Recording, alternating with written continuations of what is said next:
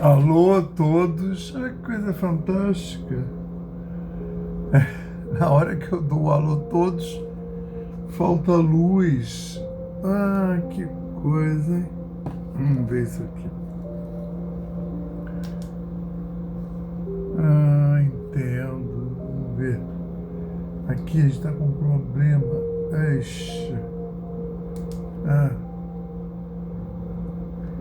Vamos ver se é o fio.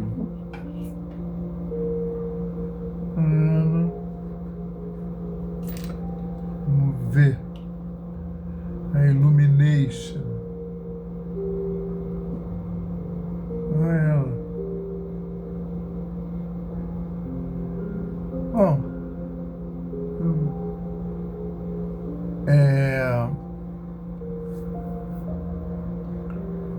de qualquer forma, muito bem-vindos ao Evangelho da Noite.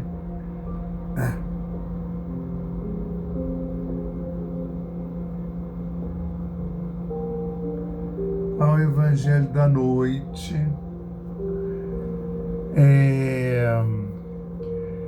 Hoje é o dia 11 de dezembro de 2025. Você vê que dá até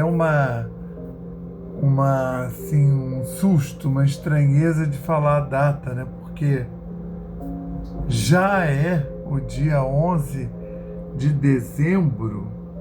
Olha, eu aqui faço as anotações. Vocês acreditam que eu anotei ali novembro?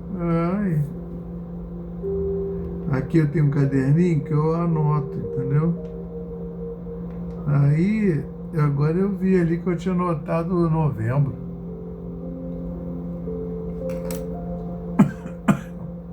Eu vou parar um pouquinho, rápido, só para espirrar.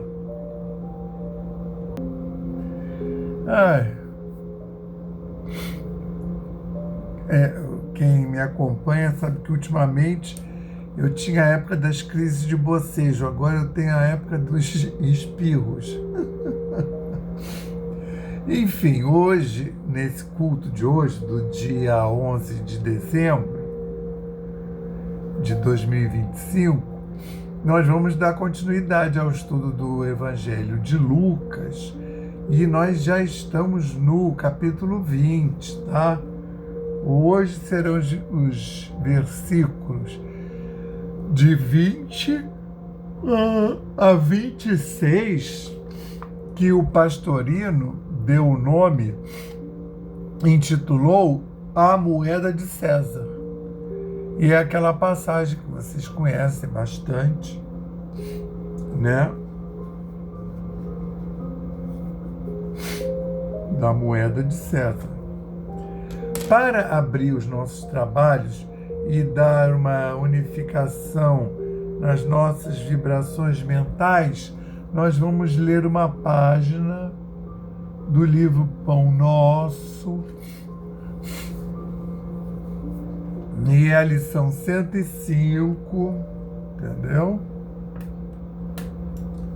Eu vou botar aqui.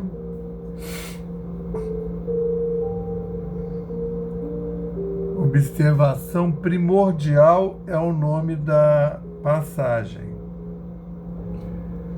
Vocês sabem, né? Ele escolhe. Quer ver? Ele escolhe um versículo, imagina, hein? Ou é dos Evangelhos, ou é do Atos dos Apóstolos. Na maior parte das vezes é dos Evangelhos. Então, hoje, por exemplo, é o versículo do Evangelho de Marcos, capítulo 12, versículo 29, que ele, que no caso é o Espírito de Emmanuel, intitulou Observação Primordial. E Jesus respondeu-lhe: o primeiro de todos os mandamentos é: ouve, ó Israel, o Senhor é nosso Deus. O Senhor é um só.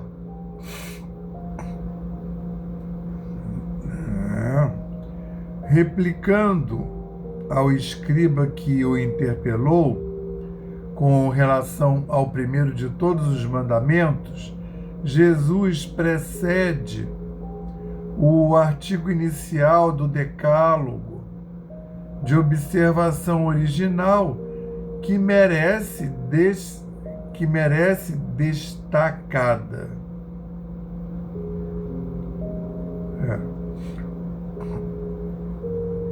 Antes de todos os programas de Moisés, das revelações dos profetas e das próprias bênçãos redentoras no Evangelho, o Mestre coloca uma declaração enérgica de princípios, conclamando todos os espíritos ao plano da unidade substancial, alicerçando o serviço salvador que ele mesmo trazia das esferas mais altas, proclama o Cristo à humanidade que só existe um Senhor Todo-Poderoso, o Pai de infinita misericórdia. Sabia de antemão que muitos homens não aceitariam a verdade, que almas numerosas buscariam escapar às obrigações justas que surgiriam retardamento, má vontade, indiferença e preguiça em torno da Boa Nova. No entanto, sustentou a unidade divina, a fim de que todos os aprendizes se convencessem de que lhes seria possível envenenar a liberdade própria, criar deuses fictícios, erguer discórdias, trair provisoriamente a lei, estacionar nos caminhos, ensaiar a guerra e a destruição, contudo jamais poderiam enganar o plano das verdades eternas, ao qual todos se ajustarão um dia, na perfeita compreensão de que o Senhor é nosso Deus, o Senhor é um só, graças a Deus. Ou seja, mesmo que você faça um monte de movimentos contra, você vai acabar lá nessa unidade, né? Se comunicando com esse Deus eterno, com esse Deus onipotente e onisciente. Graças a Deus. Mesmo que seja através de outros deuses que inicialmente se classifica assim, mas todos esses deuses através dos quais nós nos reportamos a um Deus maior vão compor a unidade divina. Graças a Deus, falar nele, né? Graças ao Cristo de Deus e graças ao Espírito Santo de Deus. Graças ao nosso patrono São Francisco de Assis. Graças às egrégoras da Aliança da Fraternidade e do Evangelho da Noite. Graças aos nossos guias e protetores espirituais. Obrigado, Senhor, por estarmos aqui aos teus pés, mais uma vez reunidos, para realizarmos esse culto, para o qual fomos convidados e para o qual estamos muito felizes de termos efetivamente atendido ao convite. Durante os próximos minutos, esteja conosco, ajuda-nos, Senhor, envolve-nos, ilumina-nos, que possamos ter a visita dessa egrégora do Evangelho da Noite no nosso lar, para sanitizar o nosso lar, as nossas mentes e corações, os nossos corpos, que são os nossos templos, que nós possamos estar com as nossas portas e janelas abertas para recebermos esta caravana de amor. Ilumina, Senhor, os nossos lares, congregados a esse culto, os nossos outros lares e instâncias de nossa família, consanguínea e espiritual. Dá-nos sapiência para podermos ouvir as palavras divinas e te retirar-lhes a lição, a fim de que possamos, com esses ensinamentos, retornar aos nossos encontros de contemporaneidade, enquanto caminhamos nessa senda, e que nós então possamos levar essas vibrações aos nossos irmãos, agora, hoje e sempre, graças a Deus. Então, como eu dizia, hoje a gente vai dar continuidade ao estudo do Evangelho de Lucas, que é o que nós estamos estudando no momento. Estamos no capítulo 20 e nós vamos hoje ver os versículos de 20 a 26, tá? Que o pastorino deu o título de A Moeda de César, que é uma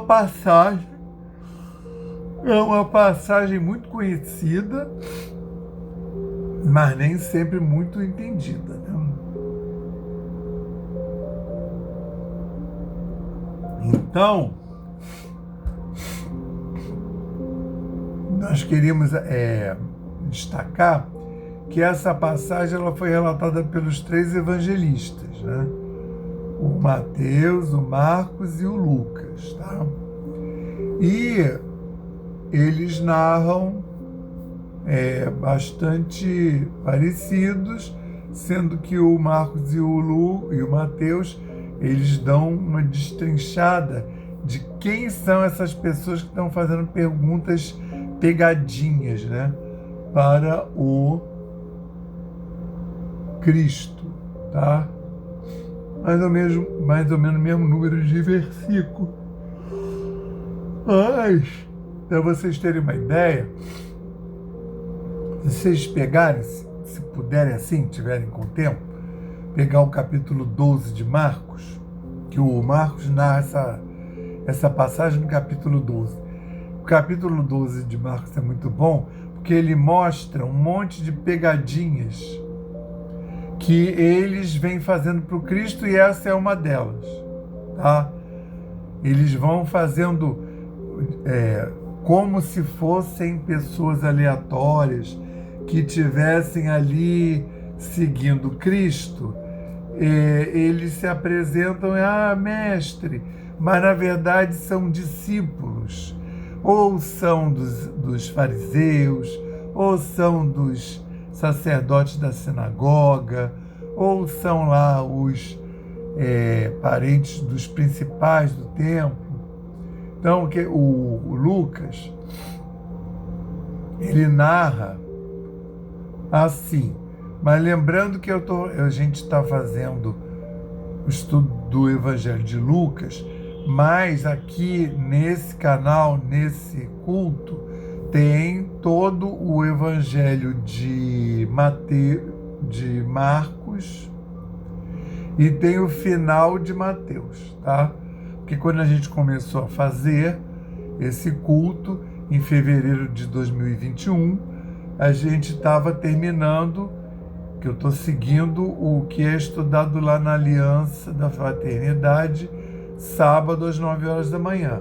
Então, eles fazem lá e na semana seguinte, quinta-feira, eu faço o mesmo Evangelho, que já foi feito lá sábado, 9 horas da manhã. E aí eu já estava seguindo e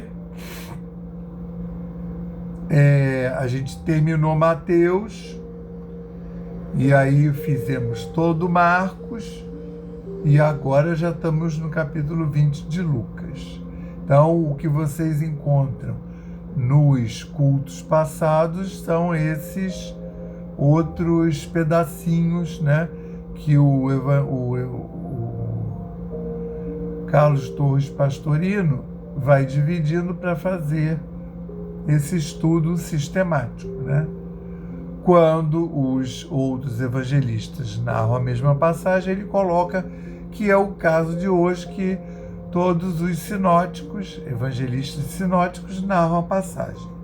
Lucas narra assim, quer ver?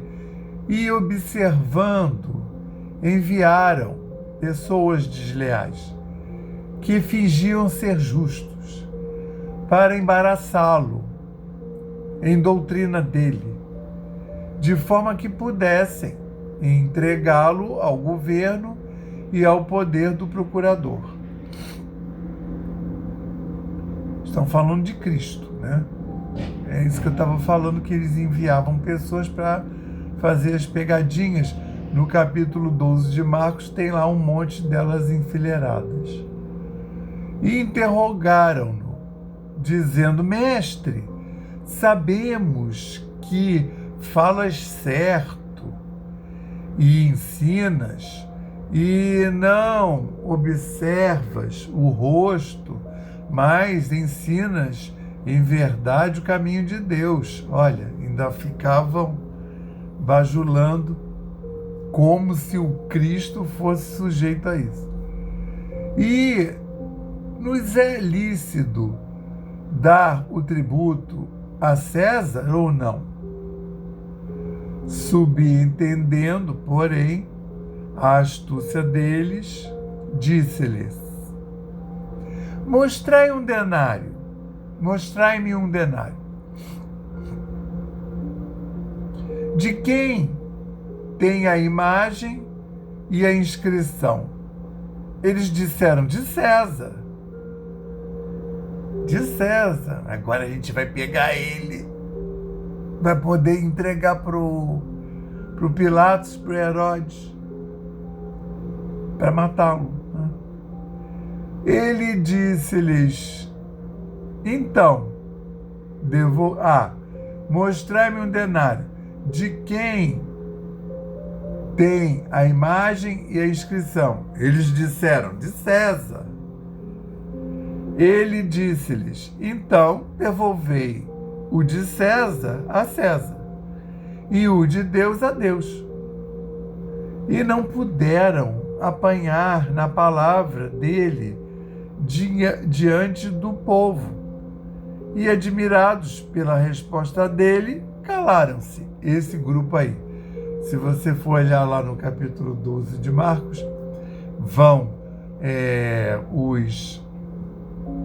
os discípulos dos saduceus, que geralmente eram pessoas da própria família. Os discípulos dos principais da sinagoga, os discípulos dos fariseus, que lá, para você ter uma ideia, Marcos 12, capítulo. E os versículos que tem essa narrativa dessa passagem são de 13 a 17. Então já aconteceram outras passagens antes, entendeu? Então, para você ter uma ideia de quem estava ali, em Mateus ele fala o seguinte: indo então os fariseus tomaram conselho como o embaraçariam numa doutrina, e enviaram os discípulos deles com os herodianos, dizendo: Mestre, sabemos que és verdadeiro e ensinas o caminho de Deus em verdade, e não te importa de ninguém, pois não olhas os rostos dos homens. Tipo assim, mesmo que o Senhor reconheça que eu sou discípulo lá dos fariseus da sinagoga, só não vai me recusar de responder, né? Dize-nos então, Que te parece? É lícito dar o tributo a César ou não? Conhecendo, porém, Jesus a malícia deles, disse: Por que me tentais, hipócritas? Mostrai-me a moeda do tributo. Eles trouxeram-lhe um denário. E disse-lhes: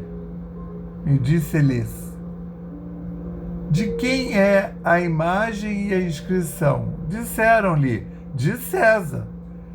Então disse-lhes: Devolvei, pois, o de César a César, e o de Deus a Deus. E ouvindo, admiraram-se, e deixando-o, retiraram-se. Isso é em Mateus. Por quê? Qual é o momento? Já está chegando o final do Evangelho, ele está chegando o momento que ele vai ser crucificado.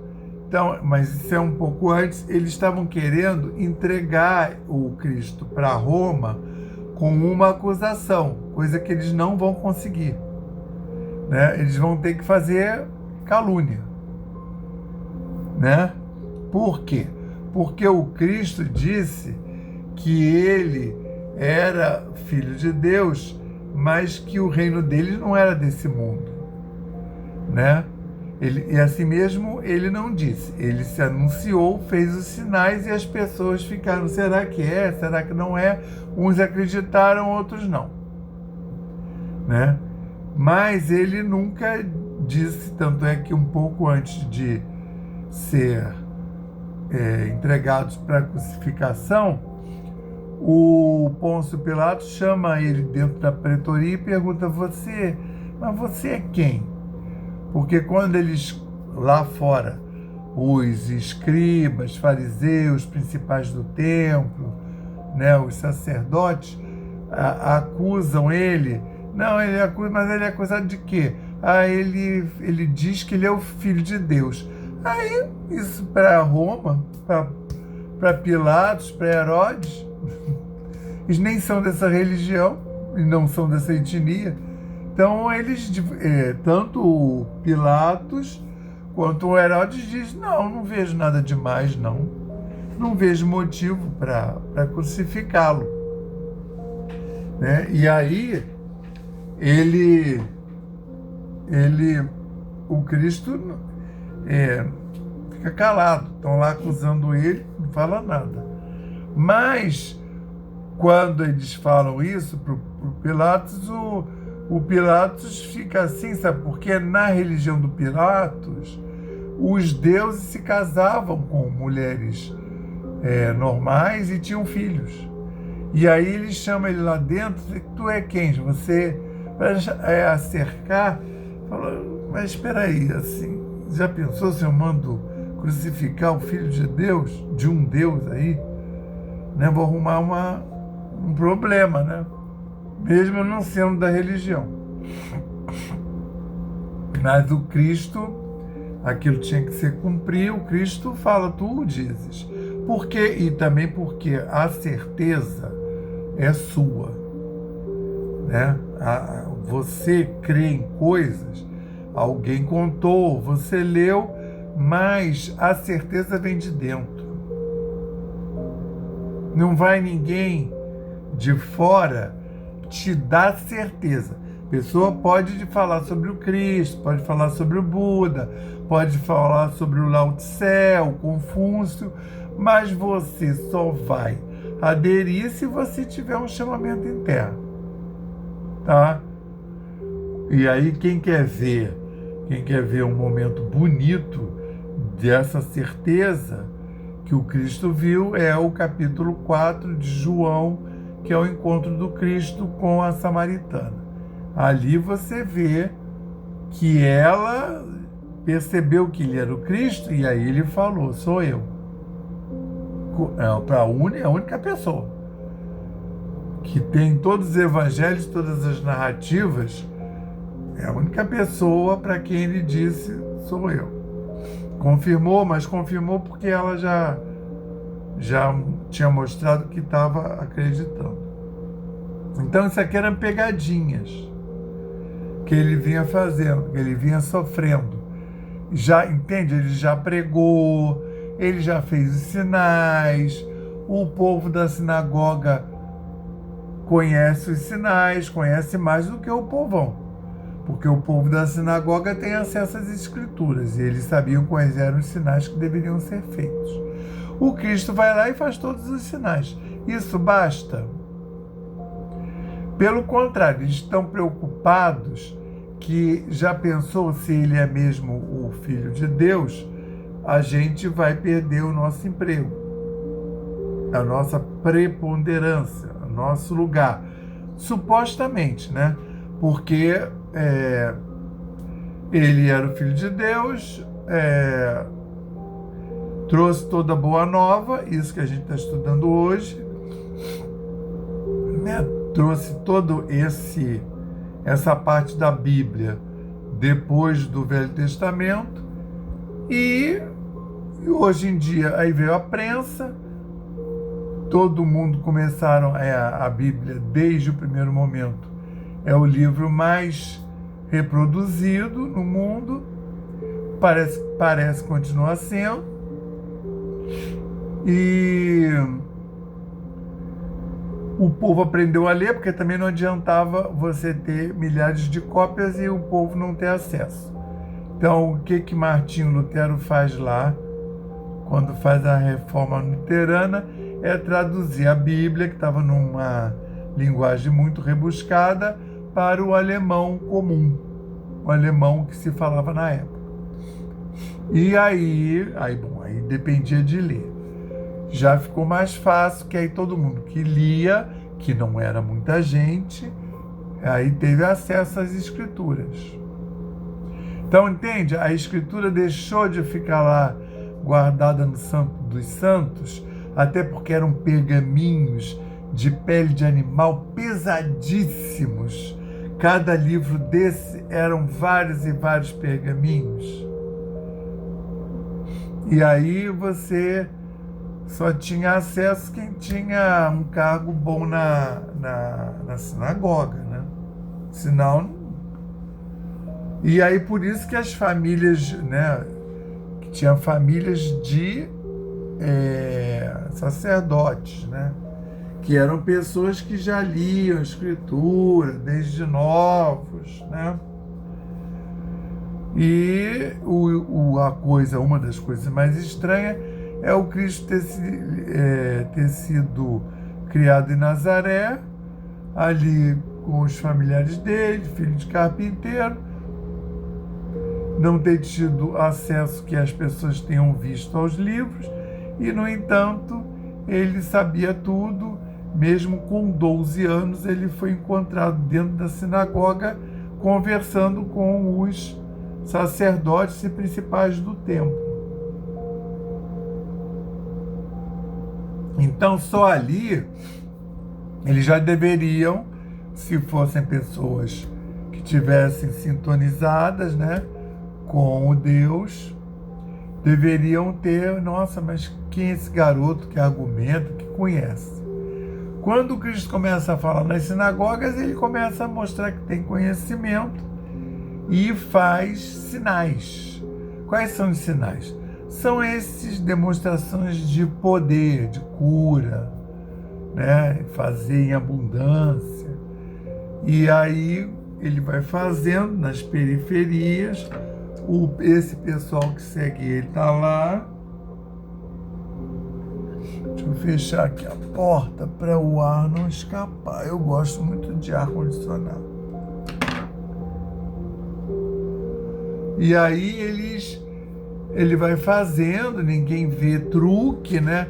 E isso daí, eu já falei que eu dou empate, eu dou razão, em princípio, para o pessoal da sinagoga, porque naquela época era uma loucura. Toda semana tinha um Cristo, tinha um profeta enviado, eu que sou o Filho de Deus, entende?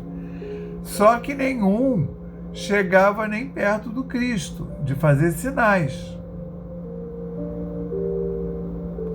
Então, o que a gente pode dizer? que eles deveriam, né, fazer uma cariação maior, mas não, eles trataram de botar ele para fora. E depois, quando ele cura Lázaro, né, que ele mesmo diz que o Lázaro não tinha morrido, mas vamos dizer, para aquela época ele morreu.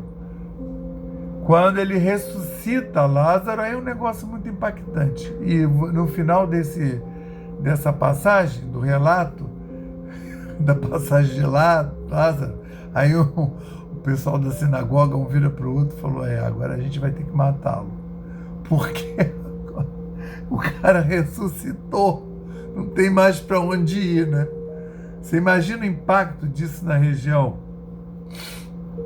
Ele já tinha feito lá a cura da filha do Jairo, que a menina já estava morta, segundo o relato lá do povo. Já tinha carpideira, já estavam encomendando aqueles funerais que vão aquelas pessoas fazer muito barulho, aí contrata instrumentista, gente para chorar, porque quanto mais barulho, mais importante era a pessoa. Aí o Cristo chega lá, bota todo mundo para fora. Tem nada disso. Ela está dormindo, ela não está morta. E aí o pessoal fica até rindo da cara dele. Então, assim, o Lázaro foi mais impactante porque o povo já tinha sepultado Lázaro, né? Sepultado lá não é enterrar.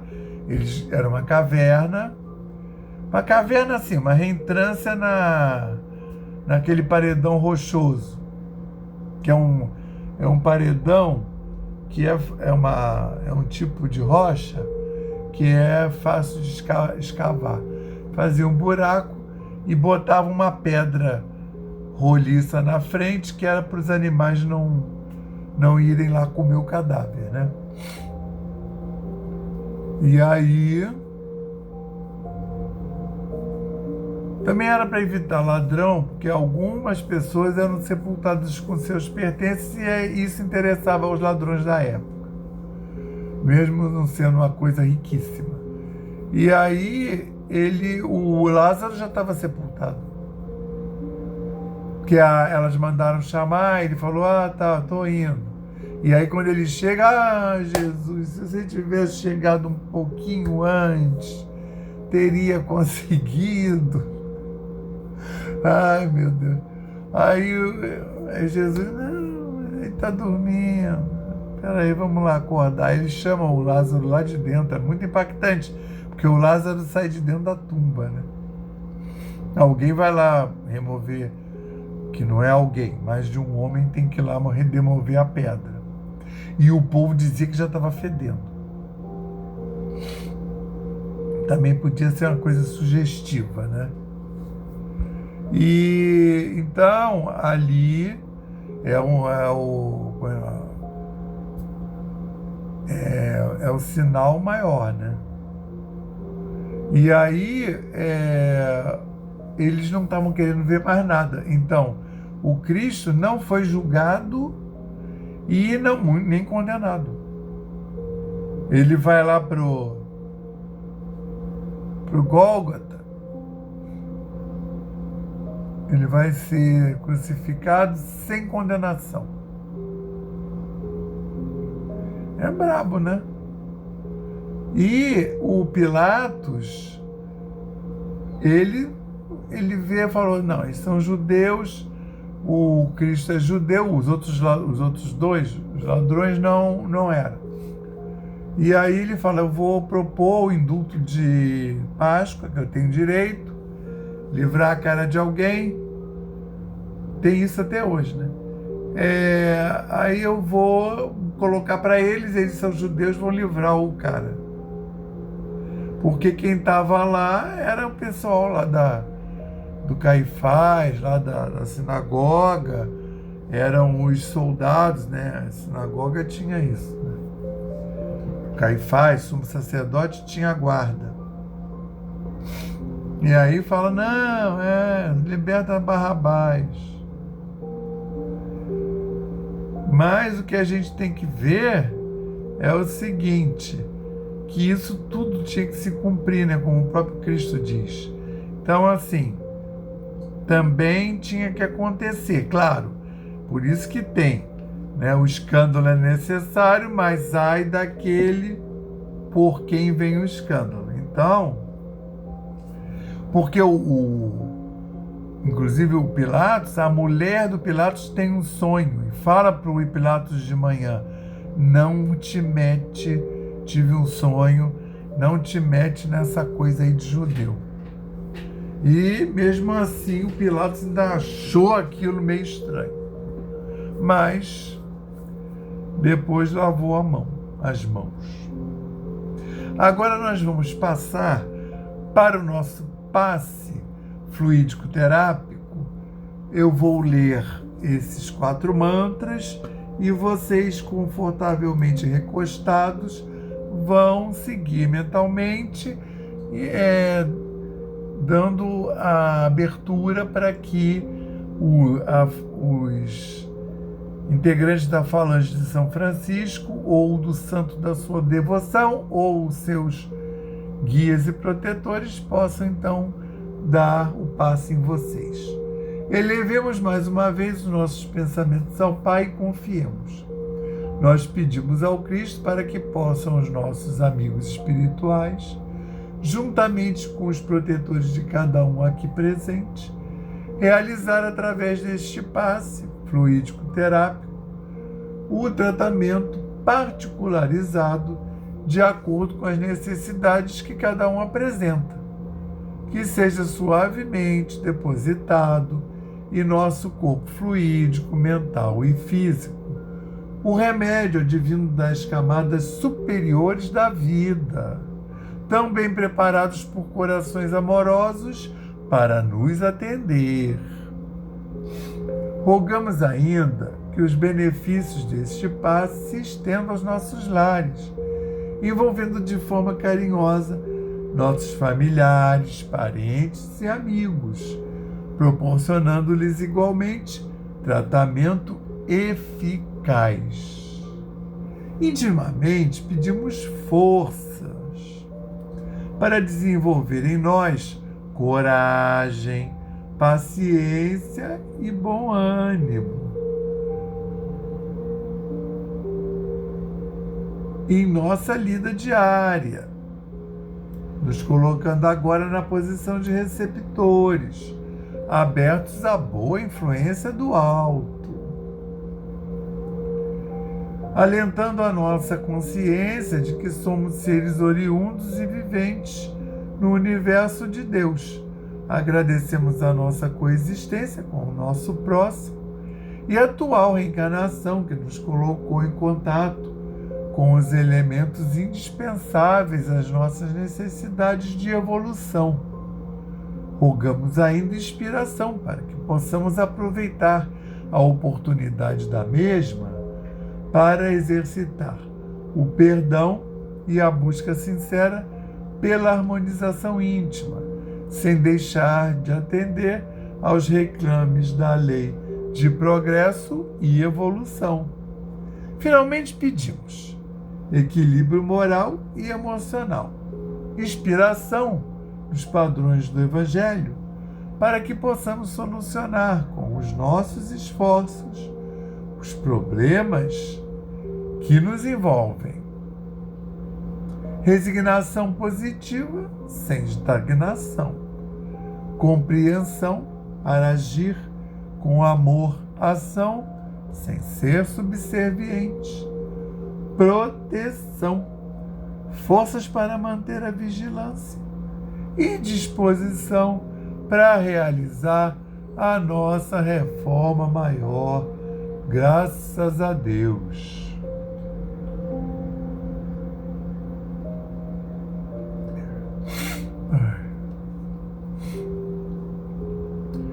Graças a Deus, graças ao Espírito Santo de Deus, graças ao Cristo de Deus, graças ao nosso patrono São Francisco de Assis e graças às egrégoras da Aliança da Fraternidade do Evangelho da Noite.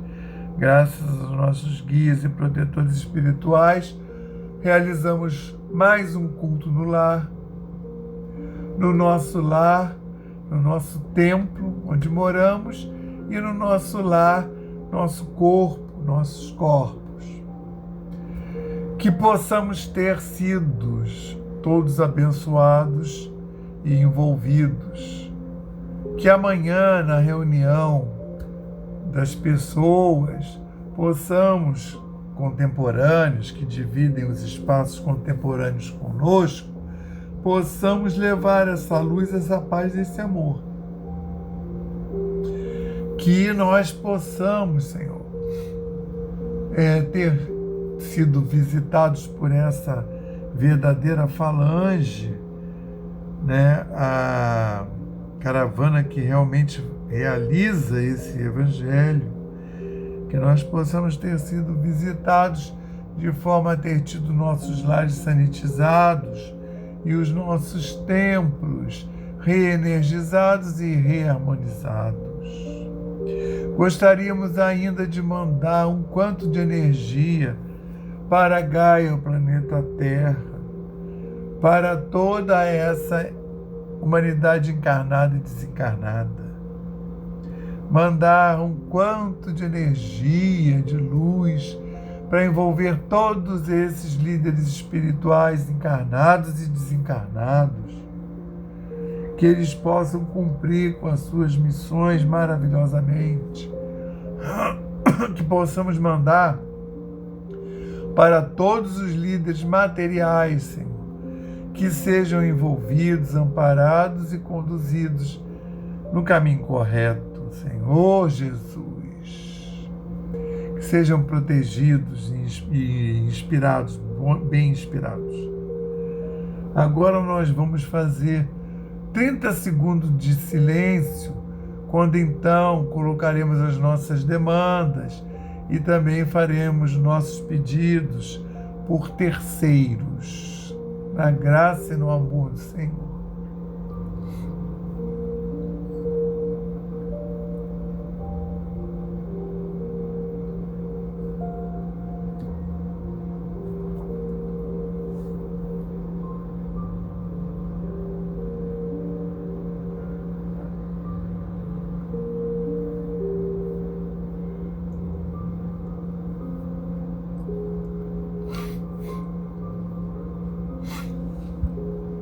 Graças a Deus, Senhor Jesus.